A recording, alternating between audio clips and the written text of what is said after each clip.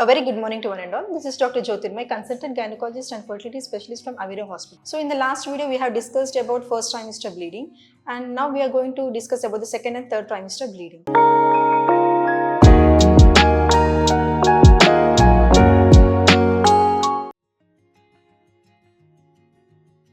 So second and third trimester bleeding is not as common as the first trimester bleeding. So the reasons for the second and third trimester bleeding are, first reason is the placenta previa.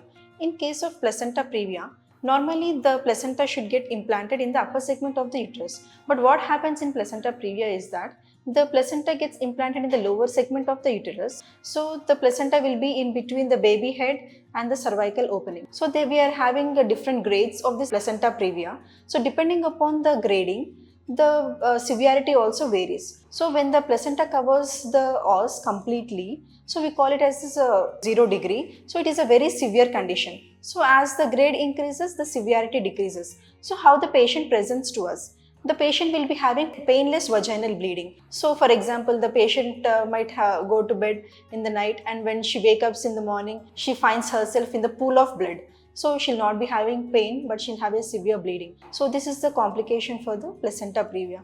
So not only she'll be having during the pregnancy, but also there are chances of increased bleeding even during the delivery and even after the delivery. And next reason for bleeding in the second and third trimester is the abruption. So normally the placenta should get separated after the delivery of the baby. But in case of abruption, what happens is the placenta gets separated even before the delivery. So that we call it as an abruption. So whenever there is a separation of placenta, what happens? There will be a bleeding. So in this abruption, we are having three types. One is a reveal type of abruption, another one is a concealed, and another the mixed. So as the name itself says that, in case of concealed, so there will be collection of the blood between the uterine wall and the placenta. So we cannot measure how much bleeding is happening internally. So that is a concealed type of abruption. And the other one is revealed. So how much amount of bleeding is happening due to the separation of placenta, that much we can see through the vaginal bleeding.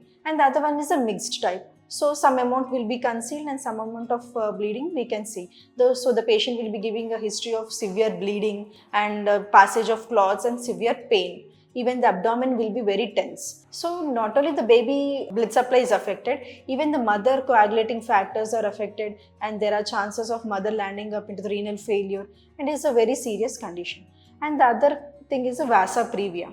So in vasa previa, what happens is the fetal blood vessels will be encroaching the membranes. So whenever the patient sets into labor, there will be rupture of membranes. Here, because of the rupture of membranes, even the vessels which are encroaching are opened up, and that will be leading to the bleeding.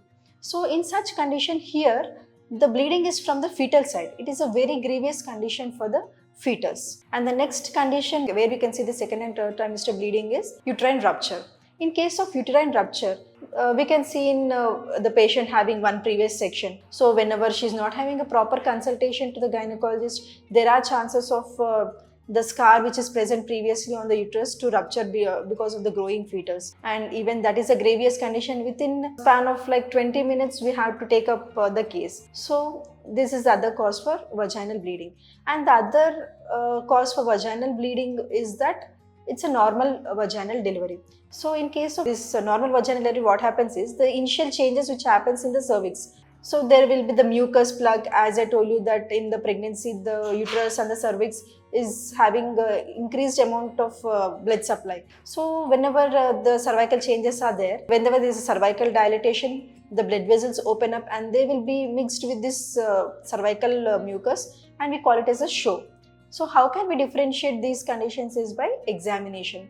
So the second and third trimester bleeding should not be taken lightly, and these all conditions require immediate medical attention. Thank you.